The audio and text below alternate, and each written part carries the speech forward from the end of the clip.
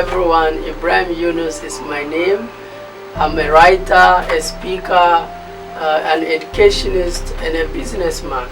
My mission in life is to help minimize divorce in my country, help minimize poverty in my country, and help minimize low self-esteem among the youth in my country. I want to talk to you today about a topic I'm very passionate about. And the topic is poverty is not a problem, it's a result. Now, there are a lot of youth who believe that poverty is a problem. For some, poverty is a curse. There are even some people who believe that the greatest enemy of man is poverty. Well, I respect their opinion. However, I beg to disagree. Having read several books on finance, listened to audio tapes on finance, attend seminars on finance, I've come to see certain people from a very poor background rising up to become very wealthy.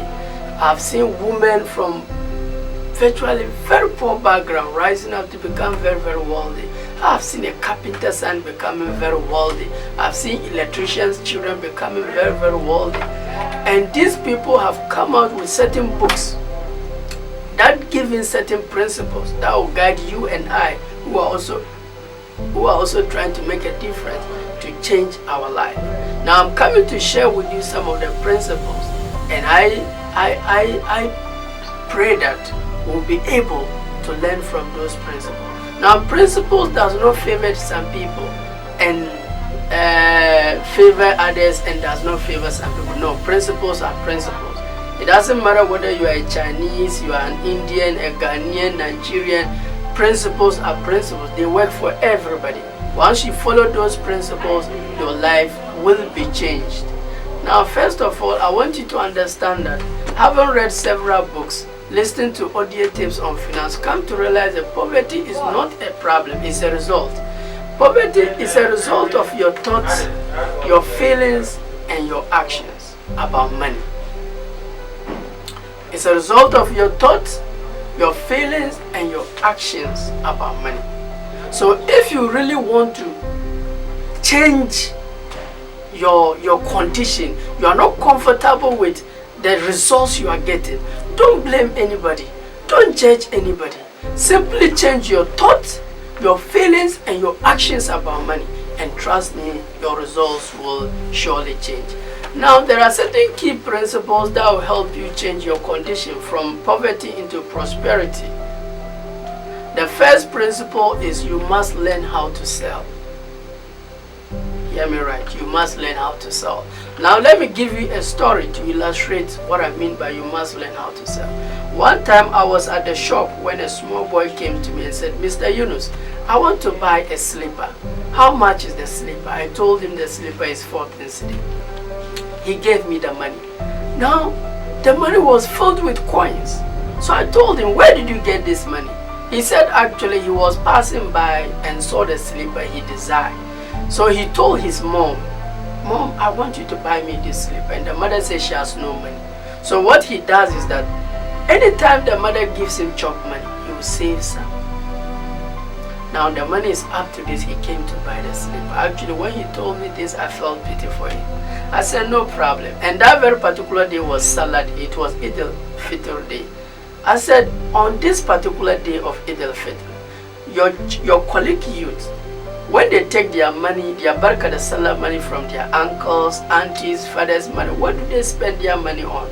He said that they like to spend it on toffee, biscuits, yogurt, and others. I said, "Good, use this 14 cedi, go and buy toffees and come and I'll show you something." He used that money, went and bought the toffee and came. I said, "Go and sell it to your colleague youth." He went and sold it to them. When he came back, he had 30 cedi. I took all the 30 cedi, I removed the slipper he wanted, add 16 cedi to it, and I gave it to him. He was amazed. He came with 14 cedi to buy a slipper. Now he's going back with 16 cedi and slipper again. He was surprised.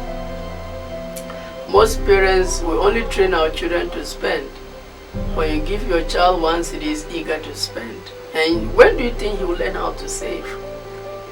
Now, I told you the first principle you need to learn is learn how to sell. Now, I believe that there are two kinds of people on this planet: sellers and buyers. Those who sell and those who buy. All the rich people I know, they are selling. People say people say that Aliko Dangote is wealthy.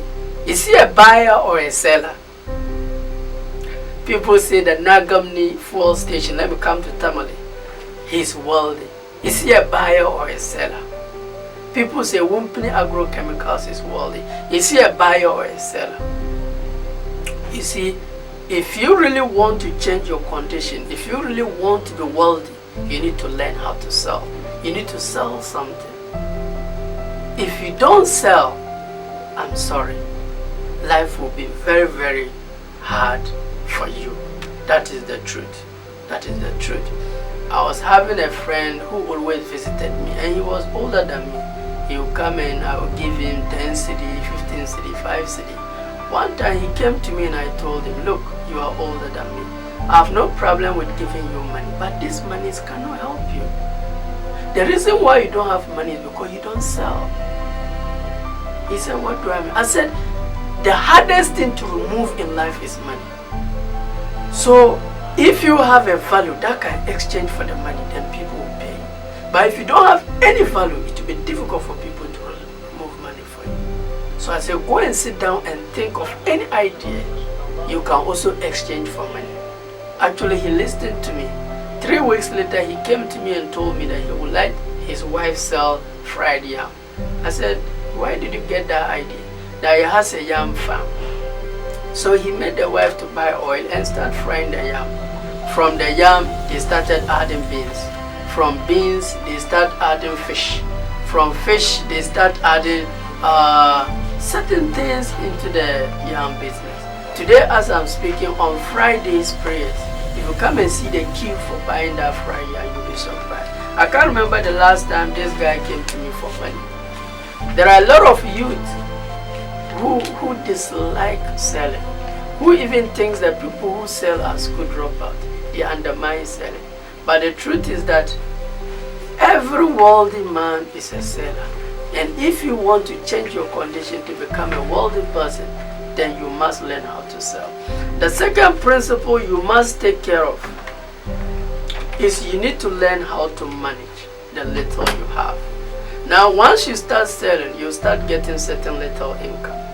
Don't spend, learn how to manage them. The scripture tells that God says, if you cannot be trusted with little, how can I trust you with much? Now, there are a lot of people who believe that, oh, this thing I'm getting is little. When I start getting more, things will be okay. Look, it's not true. When I was at the college, my thought was that if I start taking allowance, things will be okay. I start taking allowance, 300 Ghana cedi. Then I start feeling like, no. If I start taking salary, it will be okay. Now I'm taking salary, and trust me, I'm still complaining. And I know those people with masters, they are complaining. People with PhD are complaining. Look, if you cannot manage 10 cedi, you cannot manage 100 cedi. If you cannot manage 100 cedi, you cannot manage 1,000 Ghana cedi. Management has nothing to do with how much you earn. There are people who take 500 Ghana cedi, and how they are able to manage.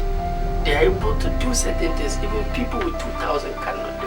So management is key if you really want to succeed in life. Now, in the field of management, there are certain things you need to take very good care of. And the first one has to do with savings. It has to do with savings. In fact, I was reading a book on finance, and that book states that the first principle under management is part of all you earn is yours to keep. What this means is that you pay a sandals maker, you pay a cloth maker, you pay people who fix your hair. Why don't you also pay yourself? Or you want to continue working for them? You have to also pay yourself. Now there are people who complain that they will not be able to save anything. Now let me give you some few scriptures that will in a way inspire you to also start saving. The first wisdom from the scriptures is that the wise man says for the future, but the foolish man spends whatever he gets. You see, if you does not save, trust me, in future you'll be a beggar. You need to save for your future. If you don't save, then you have no future. People with future, they are those who save. So you must learn how to save for your future. If you get 100% of your income, make sure that 10% is saved for your future, or else it will be hard for you. Now there's another scripture that in a way will assist you to learn how to save. That take a lesson from the ant, you lazy fellow. Learn from their ways and be wise. For though they have no king to make them work, yet they labor hard all summer, gathering food for the winter. Even an ant know that the fact that today is summer, winter might come, and is able to save. How come you, a full human being, you must also learn how to save? Because you can be sacked from your work. If you are sacked from your work, you will start begging, and that is a tragedy.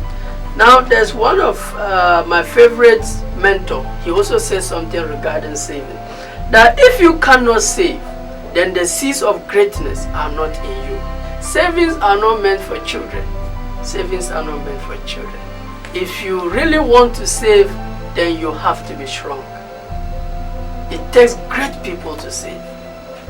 It takes great people, because savings, master, the difficulties are many, the burdens are many. But for the past 15 years, you've been trying to solve those problems. Are they solved? There's no amount of money that can solve your problems. Problems duplicate. So you try to solve them, but make sure that part of the money is saved for your future, or else you will not enjoy your life. You will start working because you have no option. And if you are working because you have no option, you'll be depressed. You will not be happy. And if you are not happy, what else is there? Now there's another quotation given by George Clason, the writer of The Richest Man in Babylon. He says that the key to financial success is to pay yourself first. Before you do anything, before you spend, make sure that you save for your future. Now what the wealthy, the rich people does is that they spend after saving, but the poor spend before they save. Now if you are to spend, your needs are abundant. Your needs are more than your income. So by the time you finish spending on your needs, master, you have nothing to save. You cannot save. So it's a trick. Immediately you get your money, 10% of that money must be saved. Then you eat the other 90%. Now this is one of my favorite quotes when it comes to finance. The person who gave this statement was from a very poor background, and today he's very, very wealthy. And he gave this quote I'm about to read to you to help we the young guys to understand the concept about money. Listen to what he said. Wealth is like a tree. It grows from a tiny seed. The first amount of money you save is the seed from which your tree of wealth shall grow. The sooner you plant that seed, the sooner shall the tree grow. And the more faithful you nourish and water that tree with consistent savings, the sooner shall you reap what you sow. So I'll advise my youth. I know the amount of money you are getting is not enough. But remember, spending and saving, which of them will really increase your income? The savings are meant to invest. Just like the slipper boy, he saved and I made him invest. And that has helped him to even gain his slipper, in addition with money again. Now, I would like to touch on something very, very important. What do you spend your money on? Is it liabilities or assets? When I was at the college, I never knew the difference between asset and liability. So my list was to buy Combien for myself, my Puka for my wife, get a flat screen TV, air condition. All these things were liabilities. Liabilities are things that takes money from you. Assets are things that bring money for you. When I realized it, I sold my Combien, I added money and I bought my photocopier. Then I realized that at the end of the term, I will do photocopy for this school, get 300 Ghana cedi, this school 200 Ghana, this school 1.5. Then I started my container. Today I'm proud to say I have 2 workers at the shop right now. They're taking care of my container. You see, my dear youth, saving, investing, and learn what you spend your money on. Spend your money on asset, not liability. And trust me, with God, things might change for you. Well, I'm done with this conclusion. Status in the world is not defined by what work you do, but by how well you do it. It doesn't matter what you do. Whatever you do, make sure that you give it your all.